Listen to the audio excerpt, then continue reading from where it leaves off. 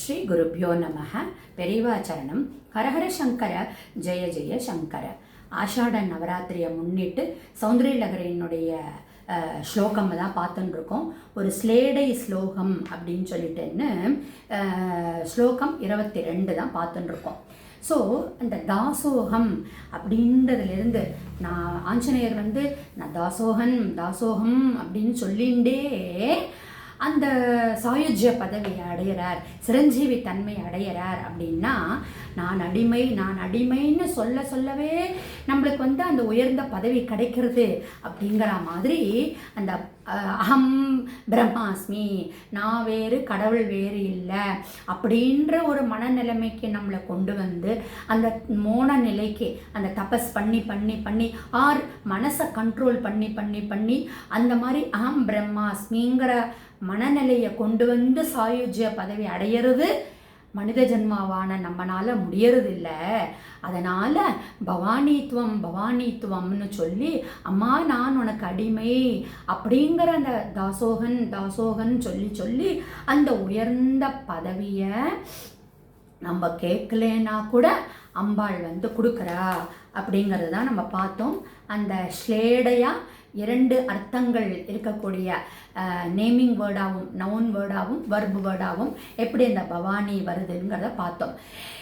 இதே மாதிரி 3வது மீனிங்கும் ஒன்று இருக்குது. அதுதான் இந்த ஸ்லேஷ் அலங்காரோடைய விசேஷமே. ஒரு வார்த்தைக்கு 3 விதமான அர்த்தங்கள் இருக்கக்கூடியது. பவானிங்கிறது பவனுடைய மனைவியான பவானி அப்படின்னு. இன்னொன்று சுமங்கலி பவ, அந்த பவங்கிற வேர்பு வேர்டா ஆகுவாயாக, யூ வில் பிகம், என்ன மாதிரி நீ என்னையாகவே நீ ஆகுவாயாக அப்படிங்கிறதுனால தான் அந்த பவானி துவம் அப்படின்னு வருது. இன்னொன்று 3வது மீனிங் என்னவா வருது அப்படின்னா இந்த துவம் அப்படிங்கிற வார்த்தை இருக்கு இல்லையா, அந்த துவம் அப்படின்னா தன்மை அப்படின்னு மீனிங்கும். இப்போது கவித்துவம் அப்படின்னு சொல்லுவா. கவித்துவம் என்ன அப்படின்னா என்ன, கவித்தன்மை அப்படி இருக்கக்கூடியது கவித்துவம். அப்படி ரொம்ப கவித்துவமாக இருந்தது அப்படின்னு சொல்கிறோம் இல்லையா. அதே மாதிரி அமரத்துவம்னு சொல்லுவா. அப்படின்னா என்ன அர்த்தம், அமரத்தன்மை நிறைந்தது. அந்த மாதிரி பவானித்துவம் அப்படிங்கிறத அந்த 2ஐயும் சேர்த்து பவானித்துவம் அப்படின்னு சொல்கிற போச்சே, பவானியாக இருக்கக்கூடிய அம்பாள், அதாவது பராசக்தியினுடைய தன்மை நம்மளுக்கு வந்துடுறது அப்படிங்கிற. ஸோ அந்த துவம் பவானி அப்படிங்கிறத நீ நானாகிற நிலை.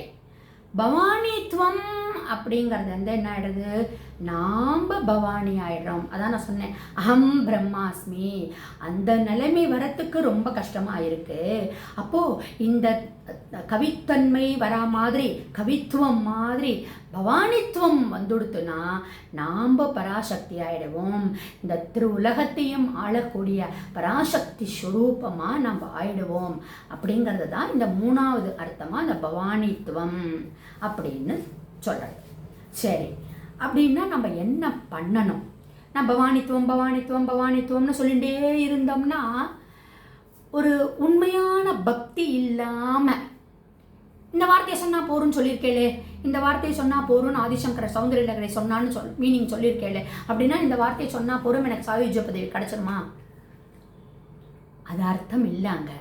நம்ம நிஜ பக்தியோட அந்த அம்பாளுடைய அடிமையாகி அம்பாளே சரணம் அப்படின்னு அவளுடைய சரணார விந்தங்களை கெட்டியாக பிடிச்சுண்டு பண்ணினோம்னா அந்த அந்த அருள் கடாட்சத்தை அம்பாள் கொடுக்குறா. அதனால தான் இந்த ஸ்லோகத்தில் யகன்னு வந்தது. ஹூம்சோயவர் உதவாக்கரையா கூட இருக்கலாம், ஆனால் உதவாக்கரையா அந்த பக்தியோட, அந்த பக்திக்கு பாத்திரமாக இருக்கக்கூடிய அந்த நிஜ பக்தியோடு நம்ம செலுத்துகிறோம் போச்சு, கண்டிப்பாக அந்த சாயுஜ்ய பதவியை நம்மளுக்கு கொடுக்குறா அப்படின்னு சொல்கிறார். அதாவது எப்படி பெரியவா இந்த இடத்துல அழகாக சொல்கிறா அப்படின்னா, ஒரு பக்தன் தன்னுடைய பிரார்த்தனையை முழுசாக கூட முடிக்கலை, என்னோட பிரார்த்தனை இதுதான்மான்னு ஆரம்பித்து ஆசைப்பட்டு பக்தி ஸ்ரத்தையோட 2 வார்த்தையில் ஆரம்பிக்கிறான். பவானி துவம். ஃபுல் ப்ரேயர்ஸே இன்னும் வரல, அதுக்குள்ள அம்பாள் என்ன பண்ணுறாளாம், அந்த அவன் கேட்குறான், என்ன கேட்க நினைச்சானோ ஆசைப்பட்டானோ அதை விட ஒரு பெரிய அனுகிரகத்தை கொடுத்துட்றா அப்படின்னு இந்த ஸ்லோகத்தினுடைய அந்த முதல் வார்த்தையினுடைய அர்த்தமாக சொல்கிறது. அதாவது அதான் பெரியவா சொல்லுவா, நம்மளுக்கு பிரார்த்தனை சரியாக பண்ண தெரிய மாட்டேங்கிறது. போய் நின்றுண்டு இப்போ கூட நான் சொன்னேன் ரீசெண்டாக, எனக்கு 1 கோடி கொடு 1 கோடி கொடுன்னு நம்ம ஏதோ பைத்தியமாட்டும் ஒரு ஏதோ பிரார்த்தனை பண்ணிக்கிறோம். பகவான் நம்மளை நவகோட்டி நாராயணனா ஆக்கிறதுக்கு இஷ்டப்பட்டிருப்பாரா இருக்கும். அப்போ நாம் 1 கோடி கேட்டதுனால என்ன ஆகிடுறது, நீயே 1 கோடி தான் கேட்ட அப்படின்னு உனக்கு அருள் அந்த இடத்துல லிமிட் பண்ணிடுற. ஆனால் இந்த ஸ்லோகத்தில் பார்த்தேன்னா ஆதிசங்கரர் எவ்வளோ அழகாக அந்த கிரியேட் பண்ணியிருக்கார் அப்படின்னு பெரியவா சொல்கிற போச்சு. அந்த பக்தன் தன்னுடைய ப்ரேயர்ஸ், தன்னுடைய விஷ் என்ன, தன்னுடைய ஆசை என்ன அப்படின்னு பிரார்த்தனை மூலியமாக சொல்லி முடிக்கிறதுக்குள்ளே ஸ்டார்ட் தான் பண்ணுறான். சொல்லி முடிக்கிறது என்ன, ஸ்டார்ட் தான் பண்ணுறான். அதுக்குள்ளே அம்பாள் தன்னுடைய அருள் கடாட்சத்தை கொடுக்குறா.